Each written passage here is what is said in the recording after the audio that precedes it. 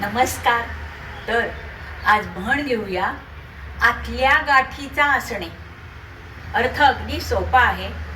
ह्या लोकांच्या मनामध्ये काय आहे हे लोक वर करणी दाखवत नाहीत.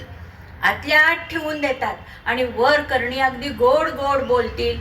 मनातलं काय ते बाहेर येऊन देणार नाहीत, पण संधी मिळताच काटा सुद्धा काढतील. ह्या लोकांच्या मनात एक, बोलायचं दुसरंच आणि कृती करायची तिसरीच. आता गंमत सांगते हा.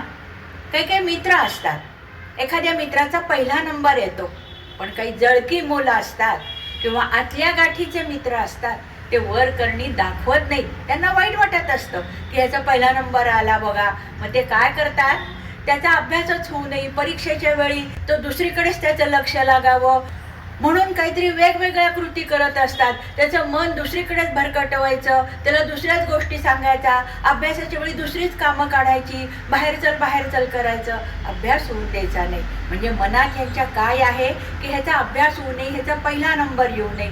हे मित्र आतल्या गाठीचे असतात बरं का. आता दोन बिझनेसमन आहेत. एखाद्या मित्राचा बिझनेस खूप चांगला चाललाय, पण दुसरा मित्र त्याच्यावर जळत असतो, पण तो वर करणी दाखवत नाहीत. अगदी गोड गोड बोलून, अरे बावरे तुझं अगदी चांगलं चाललंय, मला अगदी बरं वाटलं, मी समाधानी आहे.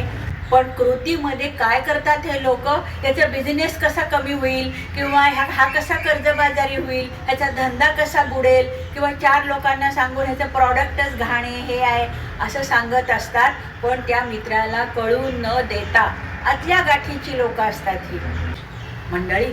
तुम्हालाही उदाहरणं आवडली असतील तर लाईक, शेअर, सबस्क्राईब करा आणि हो, कॉमेंट करायला विसरू नका.